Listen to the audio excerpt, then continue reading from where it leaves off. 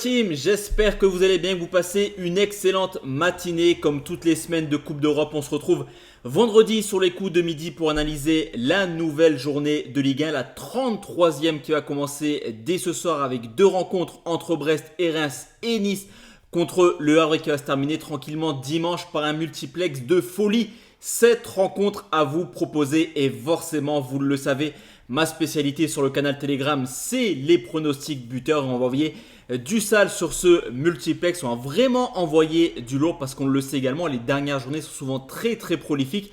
Donc n'hésitez plus à nous rejoindre. Le lien, il est dans la description, mais également en commentaire épinglé. Honnêtement, j'ai bien envie de faire péter une très grosse cote ce dimanche. Donc sois vraiment à l'affût du canal Telegram. Je le répète, le lien, il est en commentaire épinglé. Juste avant de te donner mes avis sur les 9 rencontres, on va comme d'habitude depuis maintenant quelques journées faire un petit peu le tour au niveau du classement et on remarque tout simplement juste avant de détailler le classement que les 9 rencontres de Ligue 1 seront à enjeu. Il n'y a pas un match entre guillemets qui compte pour du beurre, donc ça fait extrêmement plaisir également. Donc le Paris Saint-Germain est donc champion de France. Pour la Ligue des Champions, ça sent très bon pour Monaco. Brest, Lille et Nice vont se battre pour justement cette 3e place qualificative directement. Avantage forcément aux Brestois. Derrière, ça va lutter également pour la Coupe d'Europe. Si on part du principe que Paris remporte la Coupe de France, la 7e place sera qualificative pour l'Europe. Il y a Lyon, Rennes et Marseille qui peuvent encore prétendre à cette 7e place. À savoir que Lyon peut également dépasser Lens au vu de l'état de forme des Lensois. Donc là aussi, il y a quand même de gros duels dans la course à l'Europe. Derrière, Montpellier, Toulouse, Reims et Strasbourg, eux, n'ont plus rien à espérer de cette fin de saison. Et derrière, ça commence à ressembler à quelque chose. La victoire du Havre la semaine passée contre Strasbourg a donné de l'air au Havre qui compte 3 points d'avance sur Metz. Et concernant Lorient et Clermont, ça pourrait être, c'est clairement le match de la dernière chance pour ces deux clubs. Donc c'est une journée qui va être très décisive sur ce coup.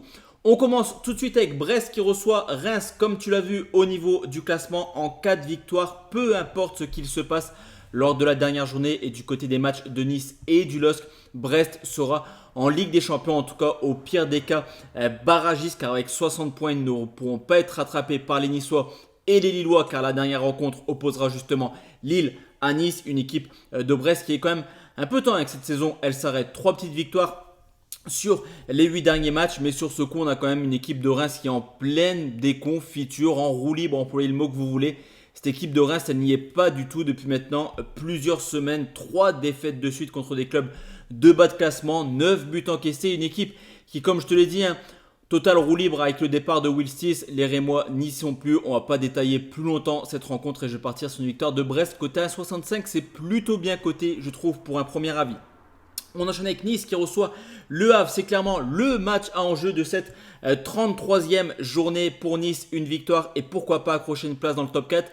Pour le Havre, une victoire et le maintien serait acquis au vu de la différence de buts. Des Niçois qui vont mieux actuellement, qui viennent de prendre 8 points sur les 4 derniers matchs, mais qui sont beaucoup moins solides défensivement qu'en début de saison. C'est seulement 3 clean sheets sur les 10 derniers matchs contre des équipes vraiment en pleine crise. Clermont, Lorient ou Reims. Donc tu l'auras compris, dès que l'équipe adverse met un peu d'intensité, Nice encaisse du but. Surtout que le Havre reste sur 2 très belles performances à l'extérieur au Parc des Princes et à Lens avec 2 matchs nuls en marquant toujours au moins un but. Je vois les Havrais capables de marquer, mais Nice à domicile, c'est également une valeur sûre depuis le début de saison. Donc je vais prendre les 2 marques, c'est coté à 1,97. On enchaîne avec Clermont qui reçoit Lyon, direction le multiplex où les Lyonnais font une énorme remontada au classement, mais également lors de la dernière journée contre le LOSC en s'imposant sur le score de 4-3. Ça y est, Lyon est à quelques points d'aller chercher l'Europe. C'est assez incroyable quand on voit le début de saison, surtout que les Lyonnais abordent ce match avec le plein de confiance. À l'extérieur, s'enchaînent les victoires actuellement. 6 victoires sur les 7 derniers déplacements.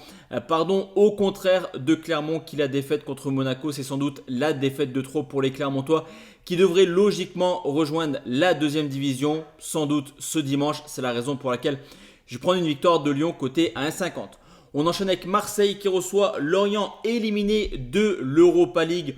C'était pas forcément surprenant au vu de la prestation proposée par les Marseillais hier du côté de Bergame. On a une équipe de Marseille qui va vite devoir se reprendre pour essayer d'aller chercher un ticket européen. En fin de saison, on l'a vu, il y a un match de moins. Marseille a toujours son destin entre ses mains. Cependant, Pas la peine de perdre des points, interdiction de perdre le moindre point jusqu'à la fin de saison. Logiquement, contre les Lorientais, ça va le faire à domicile, une équipe de Lorient qui enchaîne les contre-performances actuellement, qui a seulement pris 1 point sur les 8 derniers matchs, qui comme Clermont, je pense, rejoindra la deuxième division dès ce dimanche. Victoire de Marseille et au moins 2 buts, c'est coté 1,60. Montpellier contre Monaco, balle de match de son côté pour les Monégasques. En cas de victoire, la deuxième place serait assurée forcément. C'est l'objectif pour Monaco qui sur l'ensemble de la saison mérite clairement sa deuxième place de par son statut mais également ses performances à l'extérieur. Tout simplement la meilleure attaque du championnat sur les 16 déplacements. 13 fois Monaco a marqué au moins 2 buts. Cependant attention car Montpellier c'est une équipe accrocheuse avec 9 matchs nuls à domicile. C'est l'équipe qui tout simplement a fait le plus de nuls à la Mosson. Donc sur ce coup, on va sécuriser, jouer un match ouvert et je ne vois pas forcément Monaco perdre. Donc nul ou Monaco et plus de 2,5 buts, c'est coté 1,85. Nantes contre le LOSC, 4 points d'avance pour les Nantais sur Metz. En cas de victoire ou en cas de contre-performance de Metz, le maintien sera également acquis du côté de Nantes. Et là également, il serait temps que la saison elle se termine pour les Nantais qui enchaînent les défaites à domicile. La donne est simple, toute compétition confondue, c'est 9 défaites de suite à domicile pour le Nantais. C'est une série assez incroyable, je trouve peut-être même historique pour le FC Nantes, surtout que l'adversaire du jour, le LOSC, c'est clairement la bête noire des Nantais. Il faut remonter à 2004 pour retrouver trace d'une victoire de Nantes à domicile contre Lille. Ça fait quand même 14 matchs de suite que Lille ne perd pas du côté de Nantes. Pour Lille, la défaite contre Lyon, elle est un petit peu anecdotique dans le sens où vraiment il y a eu une très belle prestation des Lillois. C'est un peu Lyon qui a sublimé la fin de rencontre. Donc pour moi, Lille à l'extérieur, c'est capable de le faire et c'est surtout très bien coté à 1,89. Paris contre Toulouse, ambiance particulière au Parc des Princes pour plusieurs raisons. La première, c'est sans doute le dernier match de Kylian Mbappé. Cependant, pour l'instant, aucune annonce de la part du joueur parisien. Deuxième chose également, c'est le match après le Borussia Dortmund. Comment sera l'accueil du public? Mais c'est surtout le match du titre à domicile pour les Parisiens. Il ne faut pas l'oublier, à nouveau, le Paris Saint-Germain est champion de France. Logiquement, ça devrait plutôt bien se passer. On l'a vu depuis le début de saison. Paris à domicile, c'est une valeur sûre en Ligue 1. En plus de ça, on parlait de Lille qui était la bête noire de Nantes. C'est pareil pour Paris contre Toulouse. Depuis l'arrivée du Qatar au PSG, il y a eu 14 PSG Toulouse, 13 victoires pour Paris. Un seul match nul, mais attention car Toulouse est tout simplement la 5e meilleure équipe à l'extérieur. Donc je les vois quand même poser des problèmes aux Parisiens. Par contre, ne pas voir Paris s'imposer lors de la dernière journée au Parc des Princes, ça me paraît un peu improbable. Donc je vais prendre victoire du PSG et plus de 2,5 à 1,77. Rennes contre Lens, deux équipes qui ont été très décevantes cette année.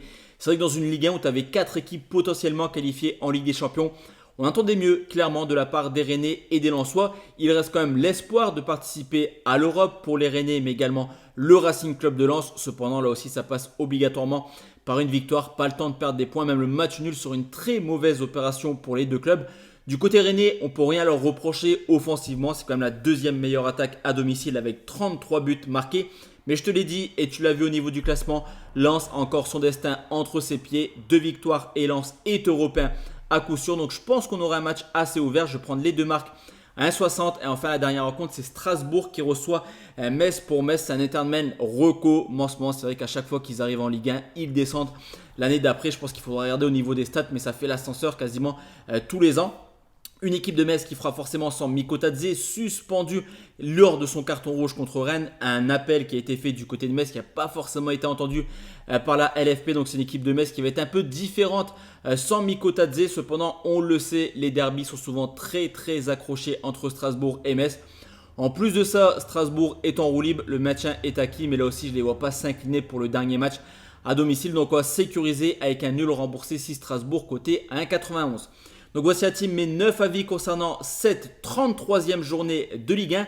Et on se retrouve la semaine prochaine pour conclure en beauté ce nouveau championnat.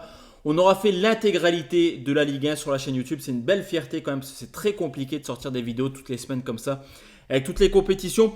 On se retrouvera forcément la semaine prochaine comme je te l'ai dit et dès la semaine d'après, donc le week-end prochain, on va commencer à parler de l'Euro avec quelques vidéos qui devraient, je pense, vous plaire. Très bonne journée à tous et à toutes. Ciao, ciao la team.